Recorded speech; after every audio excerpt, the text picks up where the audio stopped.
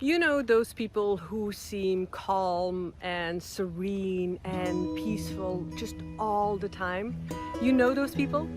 Well, how can you achieve this inner peace and happiness, inner happiness? You can. What is the secret to achieve this inner peace and happiness? Well, I'm going to give you 3 secrets that you will understand and that you can apply and that will really help you to feel this inner peace and inner freedom and just happiness within yourself.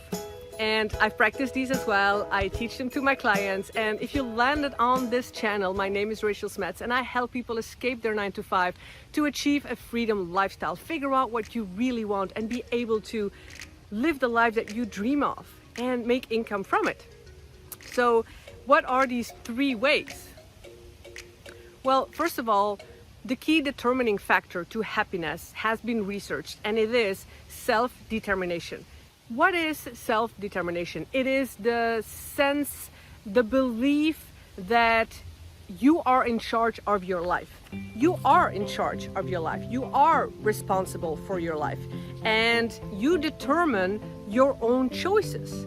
That is the key to inner happiness. But how do you achieve this? Well, you know, those people with inner peace, they have this gift and talent and skill, let me say skill, to set boundaries. When you are able to set yourself boundaries to yourself, towards others, you can maintain your inner happiness and your inner peace. Now, how do you set your boundaries?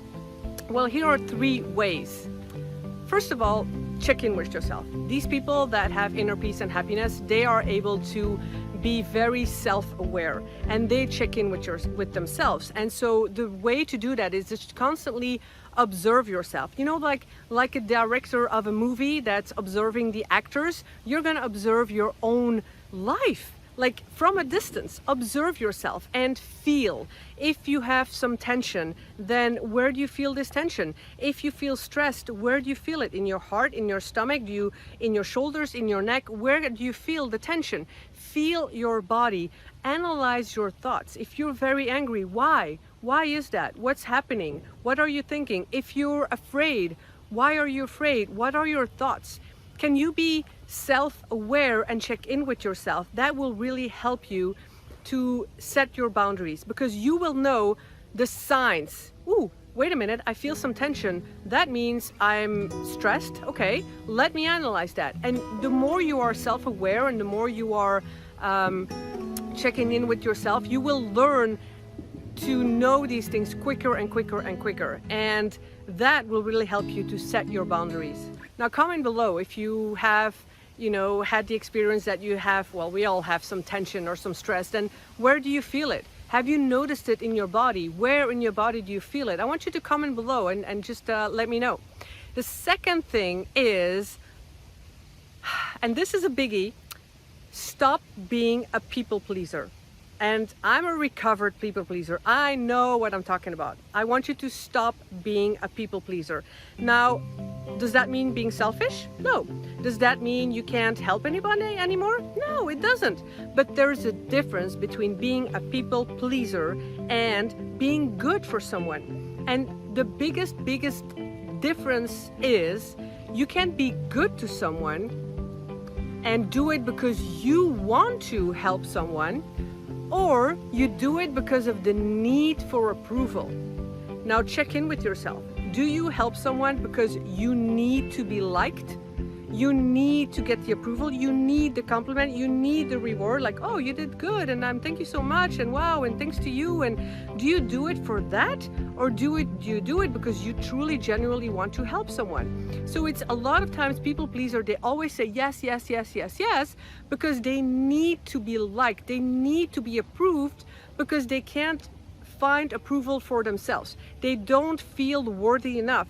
And do you recognize this? I used to be one of them. Like, I always said yes. Coffee here? Yes. Can you help me here? Yes. Can you do this for me? Yes. I have another, task. Can you help me? Yes. I always said yes. And I was so stressed out, and I was exhausted, and I was drained, because all I wanted was to be liked. All I wanted was the approval. That's all I wanted from parents, from family, from friends, from my boss, from my colleagues, always seeking for approval. No, then I stopped all that and I learned to say no, and I learned to set my boundaries, and I am good enough and I don't need anybody to tell me that. And neither do you. You don't need anybody to tell you you are good enough. Feel it in yourself. Learn to say no. Now, saying no to somebody else means saying yes to you. So this goes back to your self-awareness. Check in with yourself. Learn to say yes to yourself. Believe in yourself. And just know that it's okay to say no. You're allowed to say no. You can't please the whole world. You can't continue your life saying yes, yes, yes to everything and everyone. So you're allowed. It's okay. You're good enough. You can say no. Okay, comment if you recognize any of this. The third tip to set and learn to set your boundaries is don't allow toxic people in your life.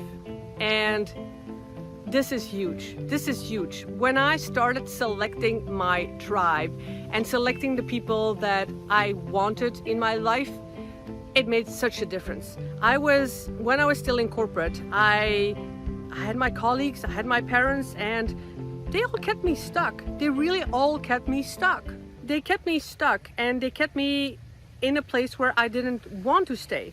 And those are the people that I call toxic people. You know, those people who drain your energy. You know, it was not the place where I wanted to be. It was not the people who lifted me up. It was not the people who inspired me, who motivated me. No, they just, you know, they wanted me to have the paycheck and stay stuck in corporate. And you know, those people who, when you talk to someone and have a conversation and you feel exhausted afterwards, or they ask you a zillion questions like, you know, when I wanted my freedom lifestyle and I wanted to quit my corporate and travel the world, you know, people were asking me like, but Rachel, how? And where will you go? And how will you afford it? And what will you do? And are you crazy?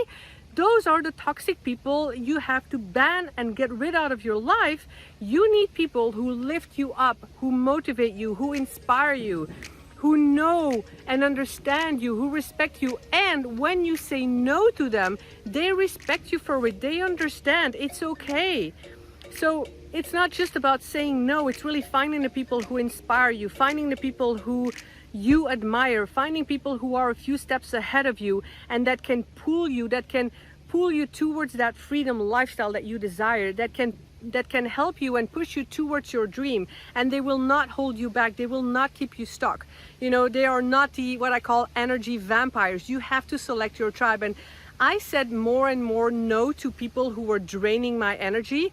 Why? Because number one, I became more self-aware and I checked in with myself. And when I had a conversation with someone that was draining my energy and I felt tension in my stomach and I felt really tired, that's when I knew, okay, I don't want to spend much time with these people. I need to find other people. So from now on, I want you to surround yourself more and more with people who you admire, people that inspire you.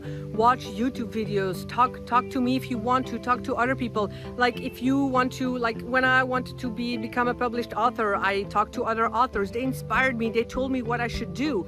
I didn't talk to, you know, my colleague at work who was just doing his job on the computer in Excel sheets, and that was not going to help you. When I wanted to do my TEDx talk, I started talking to other TEDx speakers. When I started my YouTube channel, I started talking to other YouTubers. I want to grow. I want you to grow. I want my clients to grow. After we figure out what they really want to do, we always make sure to have a list of people to talk to, you know, the people who you are inspired by, and get ideas from them, get motivation from them, get inspiration from them, and more importantly, get next steps from them, because they've been where you are. I've been where you are. I've been stuck in a 9-to-5. I know the steps to take. So please talk to me. And also, if you still are not able to make a decision to quit your 9-to-5, then grab my free download, a free 7-step video training that will take you through 7 steps to really get out of that first stage of getting stuck, you know, of making the decision to really like, okay, now I really want to escape my 9-to-5 and I'm ready. Okay, so you have to grab that download. It's for free. So I hope this helped. Please, please, please subscribe, like this video if you liked it, and I really hope to see you again next week. or in one of my YouTube lives where you can ask me anything. And ciao ciao!